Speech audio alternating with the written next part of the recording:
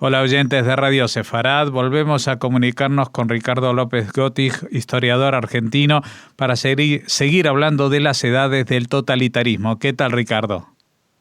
Hola, ¿qué tal, Jorge?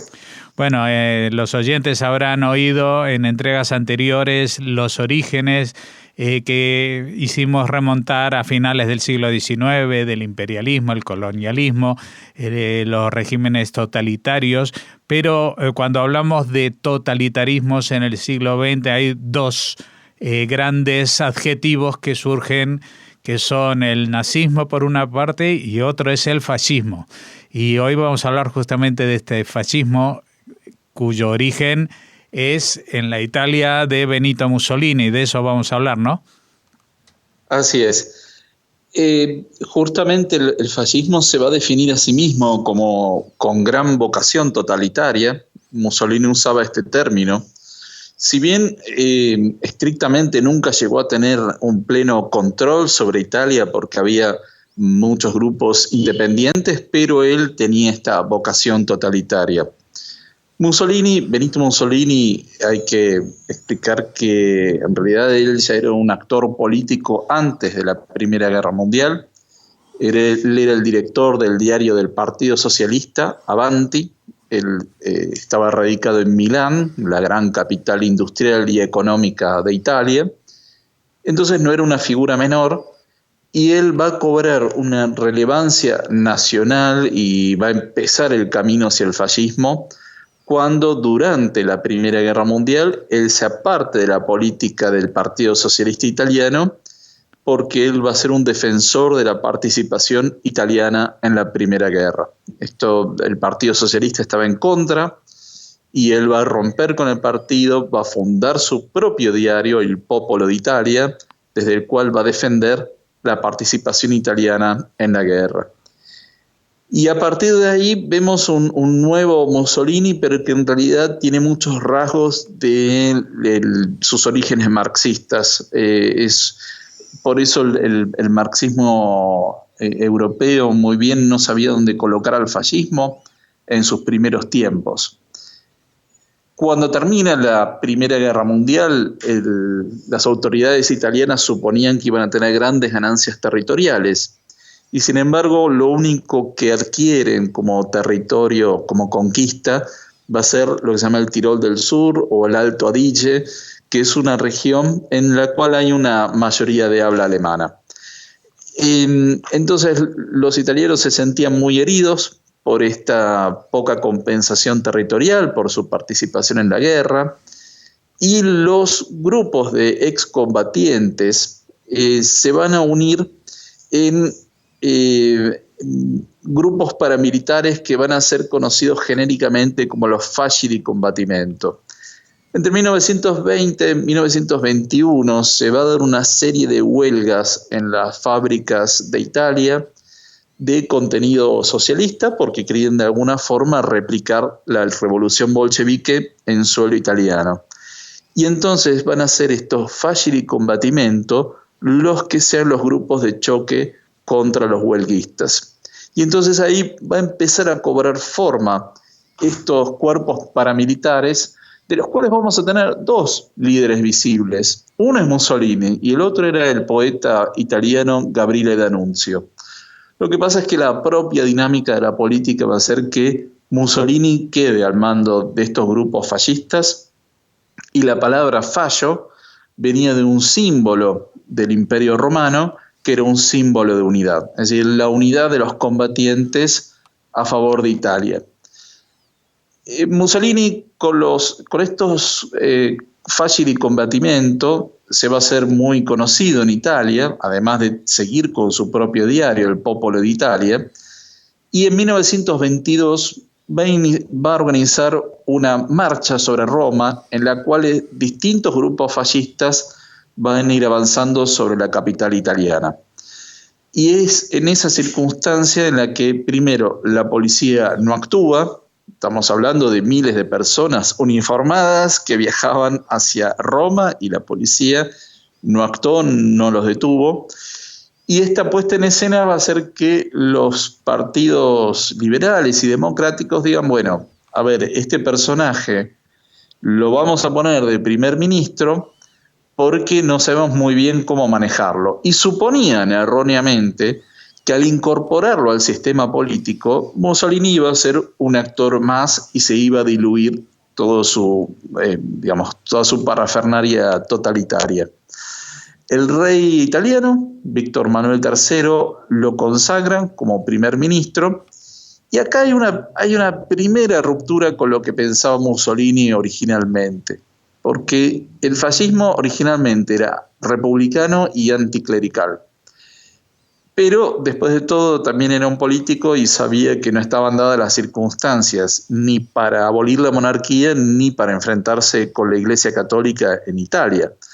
De modo que él va a respetar la monarquía, que va a ser un contrapeso a la figura de Mussolini, va a respetar a la Iglesia y de hecho él va a llegar al Pacto de Letrán en 1929, por el cual reconoce al Estado Vaticano, y van a tener una relación bastante prudente con las Fuerzas Armadas italianas. Esto, digamos, como para marcar algunas diferencias de lo que después vamos a ver con respecto al nazismo. Ahora bien, en sus orígenes, este Partido Nacional Fascista, en realidad lo podemos definir por la negativa, todo lo que no era, porque en realidad el fascismo se empieza a articular como ideología desde el poder. Y entonces hay algunos autores que lo definen por la negativa, es decir, un partido antidemocrático, antiliberal, antisocialista, antifeminista, antiparlamentario, es decir, todo lo que el fascismo rechazaba. Esto, digamos, generaba un gran problema para el fascismo. A ver, ¿qué era? Y el contenido del fascismo no lo va a dar tanto Mussolini, sino una serie de intelectuales nacionalistas que estaban agrupados en un pequeño partido llamado Asociación Nacional Italiana. Esta asociación, este partido nacionalista, se va a fusionar con el Partido Nacional Fascista y le va a dar el contenido ideológico, es decir, todo el contenido del corporativismo, del imperialismo, del nacionalismo, del rechazo a las vías parlamentarias y democráticas, del rechazo al socialismo, el rol de la mujer como meramente madre y reproductora. Pero el fascismo, en sus orígenes, también tenía algunas características que van a ser incorporadas, por ejemplo, por el nazismo, que estaba recién comenzando. Uno es el tema del culto a la personalidad. Esto es central para identificar cualquier movimiento fascista. Hay un culto a la personalidad, porque en este caso Mussolini sabía todo, podía todo, era omnisciente. El uso de las milicias, el partido tenía milicias propias, pero en este caso también lo vamos a diferenciar con respecto a lo que va a ser el nazismo, porque las milicias fascistas no van a tener la importancia que sí tuvieran las CSA y las SS en el nazismo. Es decir, fueron utilizadas para llegar al poder, pero luego se fueron diluyendo. Sí había una política de militarización de la sociedad, sobre todo a través de los niños, ¿no? Existía la ópera Balila, que era como una especie de niños militarizados, que se les enseñaba a disparar, a marchar, a usar uniforme, pero esto tenía que ver con el objetivo siguiente de Mussolini, que era de alguna forma restaurar el Imperio Romano. Ahora bien, este movimiento fascista tampoco tenía en sus orígenes un componente racial. De hecho, Mussolini en un principio rechazaba bastante la idea racial, la idea de la eugenesia, pero sí lo va a empezar a incorporar recién en 1938, después de su reunión con Hitler en 1938, en la cual ya claramente establecen el eje. Ahí es donde el fascismo se va a convertir en racista y va a aplicar políticas antisemitas. Había algunos intelectuales italianos que habían adherido a las teorías de la eugenesia, como Telesio Interlandi, Giulio Cogni, que publicaron una revista cada 2 semanas, se llama Difesa de la Razza, en la cual hablaban de la raza italiana como algo distinto de la raza germánica, ¿no? Una raza mediterránea en que ellos ponían como el momento cúspide de esta raza el Imperio Romano. Había otros intelectuales como Giovanni Gentile, Filippo Corridoni, Giovanni Papini, que también habían tenido alguna vinculación en sus orígenes con el Partido Socialista y con algún pensamiento marxista. Pero la corriente marxista a la cual adhirieron Mussolini y estos intelectuales no era estrictamente la del marxismo alemán, sino la de Georges Sorel.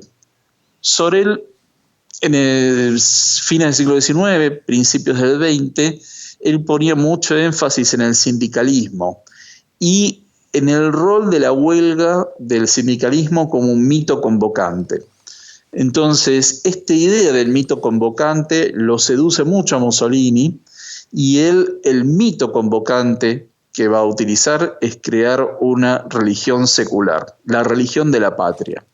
Esto es muy interesante porque había todo un culto a la patria y sus símbolos, y sobre todo la simbología romana, porque va a crear una serie de rituales y de conmemoraciones y va a ser un gran despliegue de arquitectura monumental y de estatuas y de fechas conmemorativas para realzar esta idea de la religión de la patria. Ahora bien, con mucho cuidado para que no afectara su relación con la Iglesia Católica, ¿no?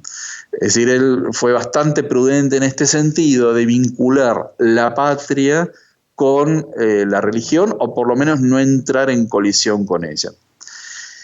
De modo que fue creando, digamos, todo un ambiente favorable a la militarización de Italia, a la expansión de un nuevo imperio y además otro elemento muy característico del fascismo era la reivindicación de la violencia. Hoy algo que nos resultaría muy extraño, ¿no? Pero el fascismo naturalizaba la violencia y la veía como un factor positivo para la evolución humana. Es decir, la guerra como un elemento de purificación de la sociedad humana, y que además se vinculaba con un tema que hemos mencionado anteriormente, que era el darwinismo social, la imposición de los más fuertes sobre los más débiles. Y en este contexto, entonces, con la naturalización de la violencia, que después de todo estamos hablando de gente que durante la Guerra Mundial fueron combatientes, bueno, esto va a hacer que esa idea de la naturalización de la violencia se proyecte en el plano internacional.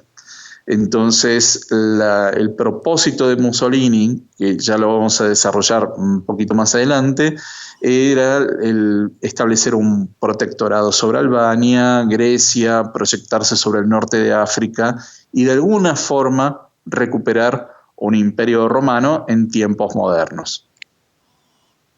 Uh-huh. Pues realmente interesante los elementos que has apuntado, porque muchos de ellos, desgraciadamente, siguen vigentes o con pequeñas metamorfosis en algunas corrientes políticas actuales, ¿no? Sí, bueno, digamos, hay partidos que han venido del fascismo que tienen una gran relevancia en la política europea actual, que tiene que ver con la lucha contra los inmigrantes y la visión del otro como algo negativo. Y el tema del uso de la violencia y estas milicias quizás no con el mismo contenido y la misma estética que tuvieron en los años 20 y 30, pero sí, digamos, estos movimientos siguen existiendo y muestran que, digamos, hay una serie de elementos que el fascismo ha sido derrotado en guerra, pero quizás ideológicamente sigue con varios trazos en forma continua. Uh-huh. Sí, porque yo estaba pensando también en la paradoja de que justamente desde unos orígenes vinculados no solamente al socialismo en general que podría ser de socialdemócrata, sino un socialismo marxista antes de la Primera Guerra, pues se llegara a una situación en la que se alía con alguien declaradamente anticomunista como es el nazismo, ¿no? Sí, pero este itinerario fue bastante habitual en los años 20 y 30. Muchas personas que tenían orígenes marxistas y que en vez de pensar en términos de lucha de clases, pasaron a pensar en términos de lucha de naciones y de razas. Entonces, se daba este tránsito, se dio en muchas ocasiones en Alemania, en Italia, en Francia. Muchos exsocialistas se convirtieron en partidarios del régimen de Vichy. Así como también en los años 70, estamos hablando mucho después, gente que provenía también de movimientos marxistas termina siendo xenófobo. Por ejemplo, el caso en Alemania del grupo Baader-Meinhof, terminaron muchos de ellos vinculados a grupos neonazis en los años 90. Es decir, en vez de pensar en términos de lucha de clases, lo trasladan a una lucha de razas y de naciones, ¿no? Y algo que en general veían muchos marxistas europeos es que los obreros no pensaban tanto en términos de clase, sino en términos de naciones. Y que la idea nacional seguía muy fuerte a pesar de que sostenían la necesidad de una solidaridad proletaria internacional. Algo que se vio justamente en 1914, que no existió. Es decir, los partidos socialistas se reúnen en la conferencia de Zimmerwald en 1914, se comprometen a rechazar la guerra y cada uno, cuando vuelve a su país de origen, vota a favor de la guerra. Entonces, claro, esto mostraba una gran limitación en esta idea internacionalista del socialismo decimonónico, que en realidad había un gran peso de la idea nacional. Claro, no. Y entonces, es por eso que estos intelectuales marxistas terminan volviéndose nacionalistas y fascistas. No, que también me recuerda la paradoja de esta controversia de enemigos a muertos que tenían Mussolini con otro italiano que cultivaba la personalidad en otro terreno, como podía ser Arturo Toscanini, ¿no? Que era también un gran divo de la música, porque también era un personaje muy fuerte al frente de las orquestas, pero que en su vida, en su interpretación política, era un antifascista a muerte. Sí, en este sentido, quizás es importante señalar que Mussolini, si bien hablaba de una política totalitaria, no estableció ni campos de concentración, ni tuvo grandes purgas. Hubo algunos asesinatos muy puntuales y que de hecho generaron una gran conmoción, pero fue mucho más moderado, si se quiere, que con respecto a otros regímenes, ¿no? Es decir, no fue ni Stalin ni Hitler que establecieron campos de concentración ni de exterminio, sino que, exiliaba a sus perseguidos políticos a alguna isla del Mediterráneo, prohibía la publicación, pero, por ejemplo, el Senado italiano era nombrado por el rey directamente y él lo respetó siempre. Y ahí había figuras como Benedetto Croce, que también eran muy opositoras al régimen fascista. Entonces, es como que él no se animó en ningún momento a implantar su régimen totalitario, que sí lo vamos a ver, que vuelve un poco a la dinámica republicana y un poco de izquierda, cuando instala su República Social Italiana con la ocupación alemana. Hacia el final de la guerra. Hacia el final de la guerra, sí. También es una situación bastante paradójica, porque justamente decíamos que a pesar de que este régimen, en comparación a otros similares que hubo en la época, no fue el más sangriento, sin embargo, el adjetivo fascista se quedó como casi el más fuerte, Exacto, sí. aparte del de nazi, pero que el de nazi ya tiene una connotación de genocida, pero digamos que quitando el genocidio, el mayor insulto que se puede decir políticamente a alguien es que es un fascista, ¿no? Exactamente, sí. Bueno, lo que sí tiene... Y querría cerrar con un tema muy interesante, que era la estética fascista. Ajá. Porque el fascismo tuvo también un movimiento de vanguardia estética, era el movimiento de los futuristas y la estética del monumentalismo, que era muy típica de los años 20 y 30, los años de entreguerras. El monumentalismo también fue una estética aplicada no solo por el nazismo, sino también por la Unión Soviética y si tengo que hablar de Argentina, hubo también toda una corriente monumentalista muy importante y que era enfatizar el poder del Estado y la nada del individuo, ¿no? Entonces eran edificios enormes, grandes monumentos que dejaban en la nada al individuo, y ese era un poco el objetivo. Uh-huh. Bueno, grandes personalidades, o por lo menos grandes intentos de convertirlos en grandes a estas personalidades que han salpicado el siglo XX, especialmente de temas muy interesantes para los historiadores, pero muy difíciles de vivir para los que transitaron esas épocas. Muchas gracias, Ricardo López Gottig, por tus aportes tan imprescindibles cada semana, y volveremos a encontrarnos la próxima. Muchísimas gracias.